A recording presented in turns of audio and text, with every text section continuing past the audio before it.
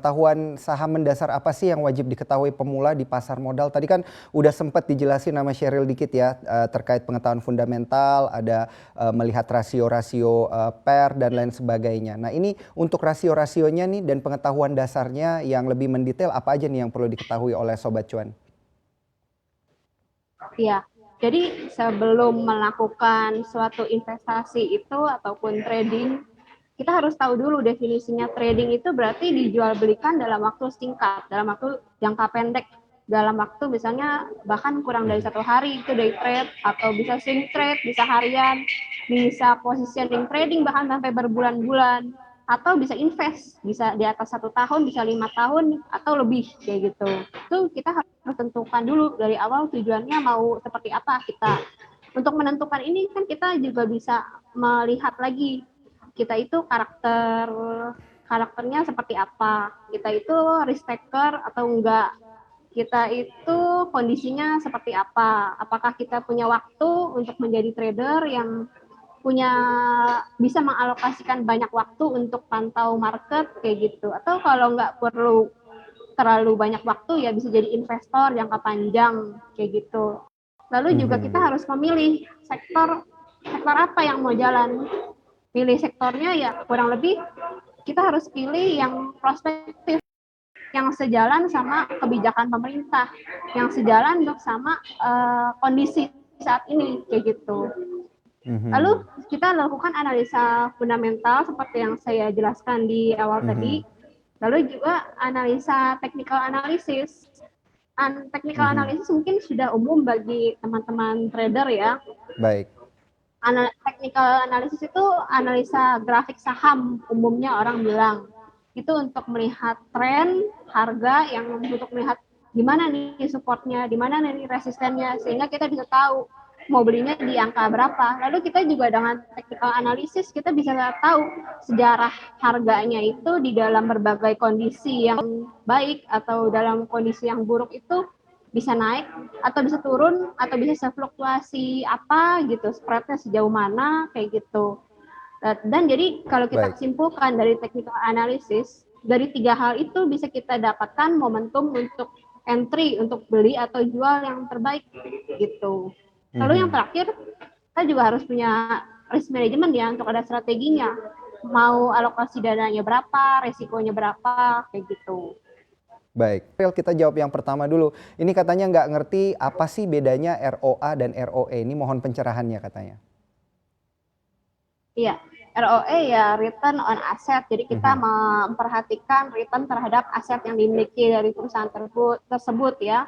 Kalau return on equity itu kita melihat perbandingan return dengan equity yang dimiliki oleh perusahaan tersebut gitu. Lalu untuk pertanyaan berikutnya, saat ini nggak jaminan loh kalau saham LQ45 itu pasti untung, pasti aman, pasti cuan itu karena udah ada pergeseran ekonomi nampaknya ya. Kalau saham-saham LQ45 kan mayoritas itu saham-saham old economy, sedangkan saat ini investor lebih menyukai saham-saham new economy yang lagi hits gitu. Soal per 15 kali itu boleh dibeli atau tidak, sebenarnya untuk mengevaluasi itu ada berbagai cara. Kita harus bandingin dulu sektornya itu sebenarnya lagi mahal atau lagi murah ya. Dari sektornya kita lihat bandingkan dengan sektor lain gitu. Lalu juga di sektor tersebut kalau sudah terpilih, kita bisa lihat lagi saham-saham apa nih yang masih masuk akal valuasinya untuk kita beli. Jadi nggak kemahalan. Karena dalam jangka panjang, valuasi saham yang mahal itu akan kembali ke harga intrinsiknya, ke harga wajarnya gitu. Ciri-cirinya dan juga tentunya cara memilih saham yang benar. Nah, dari poin 1 sampai poin 5 ini yang paling penting poin yang mana nih sebenarnya Sheryl untuk memilih saham supaya nggak FOMO nih? Sebenarnya kalau dilihat yang paling penting, nggak dibilang paling penting sih Mas, itu harus secara runut dilakukan kayak gitu. Semua sama-sama Baik. penting, kalau ada salah satu bagian yang hilang ya itu akan mengganggu performa investasi atau trading seperti itu, Mas. Mhm. Baik, Sheryl, kalau kita bandingkan tadi kan Sheryl sempat menyebutkan bahwa time frame itu penting ya untuk menentukan kita itu tipe investor jenis apa gitu ya. Apakah yang day trader sampai dengan yang investor. Nah, ini pentingnya bagi Sobat Cuan ini sebenarnya apa sih? Penting dalam hal untuk kita tahu kita itu mau beli dan jual di mana. Seberapa Mhm. lama kita itu akan beli atau seberapa lama akan kita hold suatu saham tersebut kayak gitu ya, Mas. Mhm. Baik, kalau investor yang tipenya itu jangka panjang gitu, Sheryl, ada Sobat Cuan kita jadi investor, itu apakah lebih bagus beli saham-saham LQ45 aja, atau mungkin saham second liner atau third liner juga boleh gitu ya? Atau cara ngelihatnya itu harus sesuai dengan kaidah-kaidah melihat fundamental ini? Iya, baik. Kalau kita bahas secara general ya, Mas, Mhm. saham untuk jangka panjang itu memang lebih ke saham-saham LQ45 ataupun yang second liner. Karena saham-saham yang third liner itu kan biasanya saham-saham yang masih muda umurnya, masih baru IPO gitu. Jadi harganya lebih fluktuasi, belum lagi juga ada resiko uh, udah hilang gitu, sahamnya nggak ada lagi delisting gitu ya. Jadi kita harus lihat kalau untuk jangka panjang itu mungkin bisa dilihat dari valuasi yang mahal gitu. Jadi kalau saham yang valuasinya itu murah dalam jangka panjang, dia itu cenderung akan mengikuti harga intrinsiknya. Asalkan prospeknya itu bagus, perusahaannya juga sehat. Seperti itu, Mas. Mhm. Kalau mitos bahwa saham LQ45 ini pasti untung dan saham bernilai kecil pasti gorengan gimana nih? Bagus nggak nih oleh untuk Sobat Cuan beli gitu? Atau justru kalau nggak memahami ini nanti Sobat Cuan bisa jadi nyangkut malah? Ya, baik. Perlu kita ketahui ya, Mas. Jadi Mhm. saham apapun itu atau investasi apapun itu returnnya tidak ada yang pasti, tidak ada yang fix ya, nggak ada yang Mhm. mungkin dijamin kecuali deposito kayak gitu. Jadi kita Mhm. hanya bisa melakukan minimalisir risiko dengan berbagai metode, dengan berbagai pendekatan. Baik lagi kalau soal LQ45 itu pasti untung atau enggak. Kalau yang kecil apakah pasti gorengan? Kalau saham kecil memang secara umum itu gorengan, maksudnya fluktuasinya tuh tinggi. Definisi gorengan tuh fluktuasinya tuh tinggi, misalnya sehari bisa sehari ARA, bisa sehari ARB gitu, atau maksudnya sehari bisa naik puluhan persen atau besoknya bisa minus juga puluhan persen kayak gitu. Memang kalau saham LQ45, saham-saham big cap itu pergerakannya lebih stabil ya, tapi bukan Mhm. berarti pasti untung juga.